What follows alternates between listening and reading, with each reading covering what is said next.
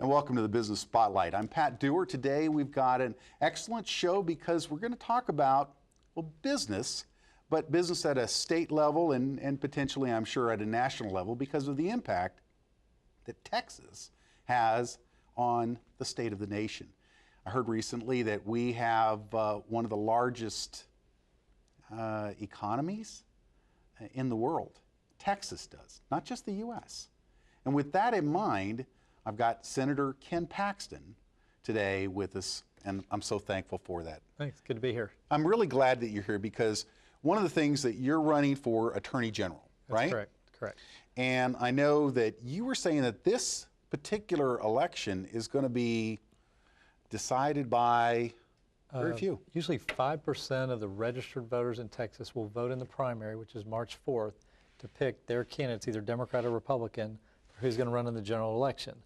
And the reason that's so important is Texas, since the early 90s, whoever's won in the primary, Republican primary, has won the general election. So, but only 5% of the registered voters are actually voting in that primary and actually making the decision. Now, when you put real numbers on that, a lot of people don't understand percentages because that's new math. Sure.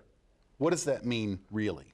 There are 26 million people approximately in Texas, and about 1.4 to 1.2 will actually vote in that primary. So that small number of people are deciding who the governor, lieutenant governor, attorney general, et cetera, are.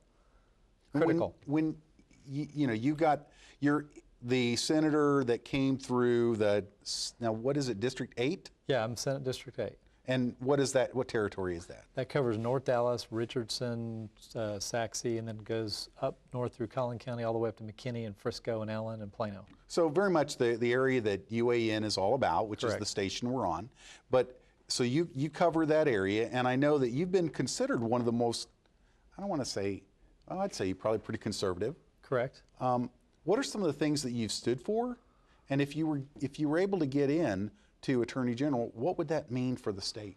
One of the areas that I focused on, because I was on the Ways and Means Committee, so we dealt with taxes. So I've been a big proponent of cutting property taxes in the state because we have one of the highest property tax rates in the country. And so I've made a push to lower. I actually came very close to eliminating a decent amount of our property taxes. It's been a real hard thing to do, but it's something I really focused on. I've also been a proponent of reducing business taxes because I believe that will create more jobs, bring more business here, and create more wealth for the people that are here. So taxes and keeping taxes low makes this state competitive versus other states and allows us to continue to grow. That's why our economy is one of the top. That's why 1/3 of the jobs over the last 10 years have been created in Texas. That's why people are leaving California. And there's a net loss of people from California and a net gain to Texas. And that's why people are coming really from all over the country to be here. But the other thing is that I heard you recently talk about the difference between the Democrat and Republican areas of the country and how many of them are suffering financially. And not to bash anybody, it's just, it is what it is, right? That's right. So it's not that I'm trying to bash anybody either. It's just that if you look at the states that are controlled by Democratic legislatures, whether that's New York, California, Illinois, Michigan, typically they're struggling financially and they're struggling with keeping jobs, and it's usually it's not because they're Democrats, because they have typically gone for higher taxes, more regulation, and made it harder for businesses to survive, and so businesses eventually pick up and leave. And that's why Texas has been more successful. Not that we're perfect, we're not, but we have encouraged business to come here by having a good legal system, having low taxes, and making the regulatory burden bearable. One of the things that I'm sure that a lot of people would want to know is kind of where you came from, because if you were practicing attorney in McKinney, as I understand it, you have a law practice up there, and then but you kind of came out of nowhere. What's your story? I really was just interested in initially just helping good people get elected, and I started off when I moved back from Virginia and after law school. Started getting involved in campaigns. I actually met my congressman. He was particularly rude to me. And so I worked on a campaign against him. That's how I got involved in politics. Just my own congressman treating me like I didn't matter. And I think there's a lot of that in politics. And so I was inspired by that treatment to make sure that we had people that actually cared about their constituents and that would do the right thing. And so I've been involved in helping people run for judicial positions, state rep, Senate, Congress. And I try to make a difference by helping other people, and that sort of led me into running. So if you were to look at some of the things that you've done in the last few years, what do you think has been the most notable and people should really go, whoa, that's awesome? Well, you know, we had, when Obama came into office, we lost. We went from 88 Republicans. We have 150 House members we have 150 House members in the House. We had 88 of them as Republicans. When Obama came in, that number dropped to 76. So we had a 76-74 majority. And when that happened, there was a coalition put together of all the 65 Democrats and 11 Republicans, more moderate, and they put a coalition together and they took over the House. Well, 2 years later, I ran against the then Speaker, who had a lot of connections to the Democrats and tried to unseat him. So a lot of people knew about me because I was willing to stand up and take on my own party and try to move the House away from democratically controlled and to a more Republican legislature. So, but some of the things that you've even stood for, you seem to me like you've kind of been the David and Goliath syndrome.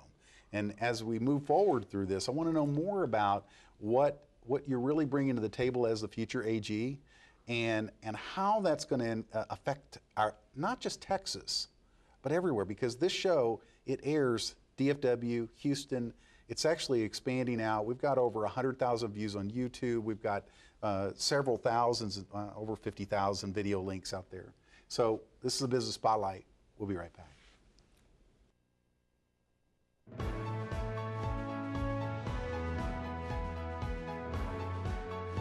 You can become a published author. Discover a system that will lead you from idea to having your book on the bookshelves. Bob Baer pulls back the curtain at the More Power to Publish workshop. Watch and learn how to follow the step-by-step plan to turn your idea into a published book. Learn more at morepowertopublish.com. And welcome back to the Business Spotlight. I'm Pat Dewar. Today I've got Senator Ken Paxton. I believe he's our future Attorney General in the state of Texas. And you might think, Business Spotlight, future Attorney General, what's up with that? Why would you even do that? Well, if you understand Ken's platform, it's pro-business. It's lower taxes. It's let's get more people into Texas that are bright and want to participate in the success that's here and create more of it for the country as a whole. Senator, thanks so much for being on the show. Good to be here. I want to get a little bit more into the future Attorney General. Mm-hmm. What is it going to mean to have you in office? What do you want to do with that position? Texas, over the last several years, I've been in the legislature for 11 years, and the thing that I've most noticed about the change that I've noticed most is that we've gone from focusing on state issues to federal issues since Obama came into office. And we have had this constant intrusion into business, into individual liberties, and the Attorney General in Texas has become more and more a focal point of having to stand up and say, no, we're going to stand up against this. We're going to fight you so that our businesses can continue to operate and create jobs and wealth, and our individuals still have their liberties, and we still have control of our legislature. And so the Attorney General in Texas is going to have to stand up, have the courage to stand up to the Obama administration and say, no, we're going to fight you, and we're going to keep our sovereignty, and we're going to keep our ability to feel to have opportunity and liberty and freedom. And it's going to be critical that that person is willing to take that stand. How can people connect to you? KenPaxton.com. That's probably the easiest way, through our website. We'd love for people to sign up so we can stay in touch, because the election's not till March the 4th. Early voting would start middle of February, and so we want to be able to stay in touch with people. It's 6 months away, which seems like a long way, but really considering how big a state is, it's not. We really don't have a lot of time to campaign, so we need to stay in touch with people through that website. KenPaxton.com. They Correct. go, they fill their name and email address. You're not going to spam them. You're going to just give them the information to keep them informed, right? That's correct. So the idea there is just to try to get people to raise their hand. KenPaxton.com. They can raise their hand, say, I like what you're saying. Right, and the reason we want them to sign up, we want to be able to remind them to vote. So few people vote in a primary election when the elections are actually decided in Texas. It's relatively small percentage, probably 5 to 6%, and so we want to remind people to go vote because it's so important to do that. And then we want them to tell their friends, because you can make a huge difference by bringing a few people to the polls with you, because the numbers are so low on voting. Now, you have been known to be very conservative on other issues as well. One of the things that we mentioned, I know you were on Lee Sherrill's show, and I love Lee. He's a great guy, and here at UAN. pro-life. You've done some real inroads in that area, and I know that may not seem like a big like business in that area, but there's a lot of conservatives that are part of this state and a part of this nation. Would you agree? Yeah, I've been one of the most pro-life legislators in my 11 years. We just passed, you probably saw a lot about this on the media, with a certain senator standing up and filibustering our pro-life bill, but obviously the governor called us back. We passed a bill that does two things. It basically protects the unborn and it protects women. It protects women by upgrading standards of abortion clinics to what surgical centers have to do now. And secondly, it requires that doctors have admitting privileges with a hospital that's relatively close so that we can keep these women safe if they're going to go through that procedure. And then finally, it protects the unborn. So you cannot do an abortion after 20 weeks, which in my opinion, I'd like to see abortion outlawed all the way, but that to me seems like a relatively reasonable, because these babies are, for the most part, at 5 months, they're viable and they can feel pain and they have a heartbeat. Well, and I mean, I've done a lot of work in that area as far as like self-improvement and actually led a number of workshops in that area, something like almost 10 years of them.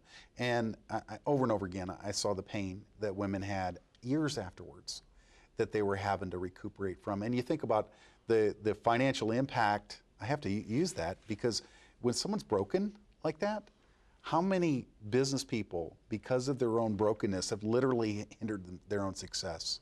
Absolutely. Well, and you also look at the opportunity for adoption, how many people want children. My wife was adopted, and she was fortunate to be adopted by a wonderful family that could have no children, and she had a great, childhood. She was later had the opportunity to meet her birth mother and reunite with her birth mother and her 4 siblings and her aunts and uncles.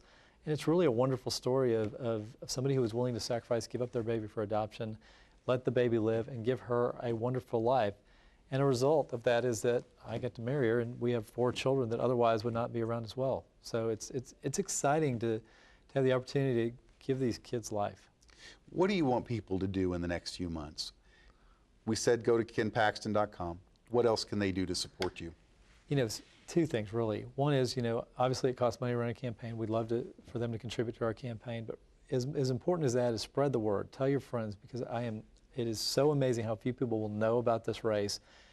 Most people don't know much about, Attorney General. They won't know anybody running. So if you can encourage your friends, if people can encourage their friends, then they will make a tremendous difference in this race and helping me win the race. And the race again is in, okay, what's the dates? March 4th is the election, and then early voting is basically 2 weeks prior to that. I think it starts February 17th and runs for 2 weeks, and then the election day is Tuesday, March 4th. And you're saying that literally 1 million people can make the difference? Absolutely, and actually, because there's 3 people in the race, very likely, 400,000 will get you in a runoff. Wow. Folks, Senator Ken Paxton is running for Attorney General. If you want somebody that's pro-business, lower taxes, wants lower taxes, is pro-life, and really wants to do you good, go vote for him. Goodness gracious. KenPaxton.com. This is Business Spotlight. We'll be right back.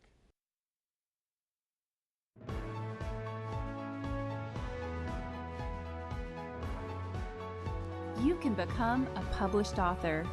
Discover a system that will lead you from idea to having your book on the bookshelves. Bob Baer pulls back the curtain at the More Power to Publish workshop.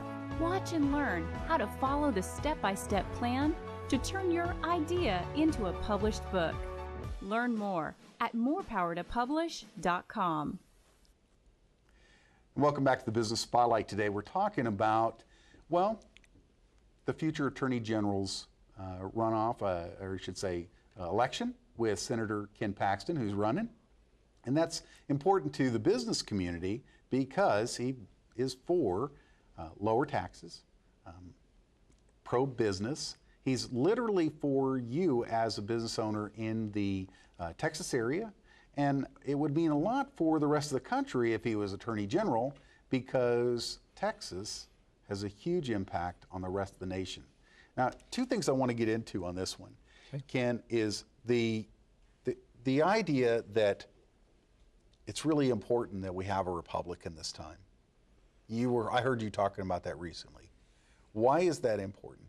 And the second thing we want to talk about after that are really about Obamacare and how it's affecting Texas. Well, the Republican issue is huge because there's a balance of power right now very close between Republicans and Democrats. Most of the large states are Democrat. So you're talking national? Nationally. Okay. If Texas goes Democrat, if it becomes a Democratic state, a reliably Democratic state, then the balance of power shifts to the Democratic Party, maybe for good. We don't know. But very likely you would always have a Democratic president and you would have a Democratic Congress. You'd have a one-party system. Whether you're Republican or Democrat, you don't want a one-party system because you want competition, you want accountability, and that's why it's so important that Texas remain a voice on the other side to bring accountability. Detroit is an example of a city that for the last 60 years has had a one-party rule. The Democrats have controlled that. The result is no accountability, bad policy, with nobody shining the light of day on what's going on. And that city went from being the fourth largest city in the United States, one of the most economically prosperous with the vehicles being produced there, one of the most prosperous cities in the country and the world, to bankruptcy. And we don't want that to happen to our country, and I think we have that possibility if we move to a one-party system, which I think is likely if Texas turns Democrat. Now, isn't the Obama's engine, is the only way to describe it, trying to run you guys over in Texas? That's correct. They have a group called Battleground Texas. They've moved resources into Texas. They're trying to register more Democrats. They understand this too. If they win Texas, they win the game, at least for the foreseeable. In the game of risk. Yes, they take over the world. They take over the U.S. Right, and so obviously we are going to do everything we can to stop that, but I don't think people are aware of how serious that game is and how much money is being spent by the Obama administration and people that are close to the Obama administration to make that happen. But doesn't it come back to that statement earlier that this time more than probably any other, your vote counts? Absolutely. We have every statewide position is up for grabs this time. We either have, it's totally open or there's lots of competition for it. And we have the opportunity to elect the right kind of Republicans who are willing to step up, lead, and take on these really difficult issues with the federal government. But just voting for a Republican, we're all Republicans running, and one of those Republicans is going to lead the state in whatever area it is, governor, lieutenant governor, or attorney general. But if we don't elect the right Republicans who have a history, a record of standing up, who have a conservative record, then we are going to be in trouble. And that's really important when I look at your record as far as you really have been somebody that is going after the bully and standing up to them in every area. That's correct, and that's one of my arguments. In campaigns, typically you get a lot of rhetoric about what somebody's going to do. Everybody in a Republican primary runs as Ronald Reagan. The reality is they didn't necessarily govern as Ronald Reagan, and so all I tell people is don't listen to the rhetoric, look at the record, and that's one thing I can point to, having been in the legislature for 11 years, having one of the most conservative legislative records in the state, and secondly, being willing to stand up and fight even my own party when it comes to issues that I disagree with. Now, what about this issue with, like, I know that it's on your website today, it may not be tomorrow, but the Obama threatens voter ID. What's the issue with voter ID? Critical. We passed legislation, I think it was 2 years ago, that requires that when you vote, you show up with a photo ID so that they can identify you as that person. Prior to that, you could walk in with a utility bill, and it might not be you, it might be you. We were worried about voter fraud, and so all we want to do is identify our voters and make sure the right person is voting. So we passed a law that said you have to have photo ID. Well, the Obama administration challenged that. We ultimately, through the court process, have won the victory to be able to implement that voter ID for the first time this election. And now they're challenging us again. Obama and his AG, Eric Holder, have challenged it and are threatening to sue us again and try to strip that out of our ability to do as a state. I don't get that, though. There's something real wrong with that issue because all you guys are trying, what I'm hearing, correct me if I'm wrong, what I'm hearing is we just want everybody's vote to really count. That's correct. And for it to be a real vote, not cooking the books. That's all we're trying to do. Okay. We're not trying to help either party. And that's being fought by somebody else. Correct. It makes no sense, but unless you think there is some voter fraud going on and that somebody gets an advantage from voter fraud. If they get an advantage, then you can see maybe why voter ID would be a bad idea. Otherwise, common sense tells you that voter ID makes sense. Right. So I mean, you know, it's you got a picture. it's a real person. You've got a record of it, and I don't know. That just It's mystifying unless there's something wrong. unless there's I don't know.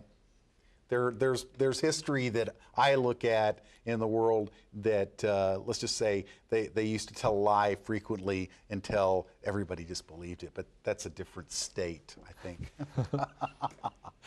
This is the Business Spotlight. I'm here with Senator Ken Paxton, the future Attorney General for Texas. Pro-business, all about you. This is the Business Spotlight. We'll be right back.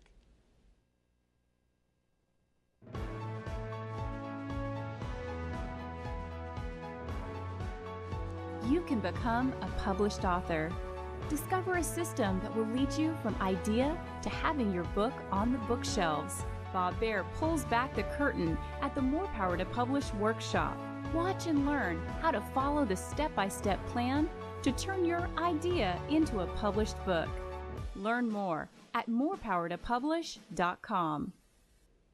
Welcome back to the Business Spotlight. I'm Pat Dewar. Today we've got Senator Ken Paxton at kenpaxton.com. You can go and visit his site, learn more about what he's doing in his bid for Attorney General in the state of Texas.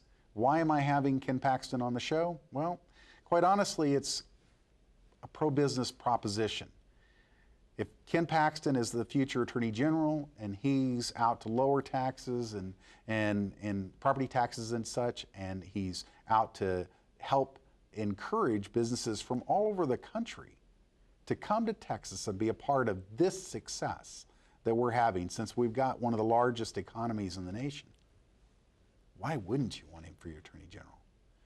Thank you so much. Good to be here. I want to encourage you to let people know why they should connect with you right away, how they can, what they can do to support you, and how they can get in line to vote for you as quickly as possible. Let me just say this. I've been traveling the state ever since we finished our legislative session, and I've met with numerous business leaders, lots of small business leaders around this state. And one of the refrain that I keep hearing is the Washington bureaucracy is intruding in my ability to run my business, whether it's the EPA, whether it's the IRS, whether it's OSHA, sometimes it's all of them. And it's a constant battle for these business owners to continue to operate and continue to employ people. And so unless we have an Attorney General who's willing to fight that and help these business owners survive and continue to provide jobs, I mean, it's going to affect all of us. It's going to affect all of our abilities to generate income and take care of our families. And so that's why we encourage people, we change our issues as we're going along. As issues come up, we put them on our website, and we'd like to keep in touch with people so that we can remind people to vote and encourage them to be a part of this election in March. And they should go to KenPaxton.com. And I know that I noticed that on there you basically are just asking for enough information to keep in touch. That's exactly right. Nothing really beyond that. It's really just about you being able to continue to push information out as it becomes necessary to keep them informed. Right? That's all we're trying to do. Our goal is to get people to show up on Election Day. As we already discussed, very few people do that. So it's critical that your viewers show up and vote and that they tell their friends to vote. Now, for those that can participate in helping fund your election, how do they do that? They can sign up on our website, and they can contribute online, and it's a relatively easy, painless process. Now, some of them actually might want to invite friends together and have you. Would you come to their meeting if they were to have something like that? Absolutely. We're all over the state. We have basically 6 months to campaign, and so we're trying to get to as many pockets of the state as we can in a relatively short period of time. I think it's 188 days or something like that left. So not that I'm counting. Around the state in 180 days. That's right, which is challenging. I wouldn't doubt. And if somebody was trying to put a party like that, I don't know what do you call it? Fundraising? Meet and greets or fundraising effort. There's, depending on what you want to do, we do all kinds of different things. But it's just getting some people together. You come in, tell your story of what you're looking to do. They pass the hat or something, and people drop in big checks. That's right. I like that, big checks. As people are, as we're wrapping this show up, what do you want people to do right now? I mean, go to this, your KenPaxton.com. what else should we be looking forward from you over the next 6 to 9 months? Well, I want them to tell their friends, because the number of people that we can actually get to is relatively small. We just don't have enough time in such a large state. We're not Oklahoma or Rhode Island. This is a massive state. And so I can only be there, 254 counties in Texas, and there are 188 days left before the election. I can't even get to every county. And so it's really important that people tell their friends, because most people are not going to know who's running for AG, for Attorney General. And so it's critical that people tell their friends about this election and encourage them to show up and vote for us when March rolls around. Social media, things of that nature, pretty big for you? Yeah, Facebook. We're on Facebook. We tweet. We're definitely, that's obviously running these days. It's a very easy way for us to connect to our voters. Now, just not that you would spend a lot of time on your Facebook page, but is it your personal or the business page that people are going to connect to? The business, right? Right. Or, I mean, The campaign. yeah, campaign. And is that under Ken Paxton? Uh-huh. Okay. And then for Twitter and stuff like that, it would be same thing? Mm-hmm. Yep. Okay. Well, just like I say, the only reason I'm asking is some people like to play out in that zone. And I know you want to try to reach the people that are the below 30 crowd pretty massively, don't Absolutely, you? absolutely we do. What do you have to offer them? Well, this country, if things are not turned around, they're the ones that are going to pay for this. It's their standard of living that's going to be lower. Their opportunities are going to be limited. For people my age and older, it's not going to affect us as much. If you accumulated something, you may be able to keep some of it. But for people trying to build, the youngest people are going to be most impacted if there's no opportunity or if there's limited opportunity. And so for me, this is actually more important if you're under 30. It may not seem like it, but it's actually more important if you're younger, because this debt and taxation is severely limiting their ability to have a life that they might have looked forward to. Well, and I think that's going to be, that's the enigma of the future, is that they're trying to find a way to even handle it. And I don't even know I don't know how they're going to do it. I mean, we have really left a mess, and you're trying to say, look, let's think about our children. Isn't that correct? That's exactly right. We've got to start now cutting our spending, making sure that we get our fiscal house in order, because it's unfair for us to spend money for our kids and leave them with basically with the bill. Awesome. KenPaxton.com. Ken, thank you again. Thank you. I appreciate it. I know, folks, if you want a conservative attorney general, go to KenPaxton.com. Keep informed, and then vote, because it's going to make a difference. They're talking 1 million, 1.5 million people. Going to make all the difference in Texas's future and potentially the nation's future. Because if we flop the coin and go the other side, it might be bad. This is a Business Spotlight. We'll talk to y'all next time.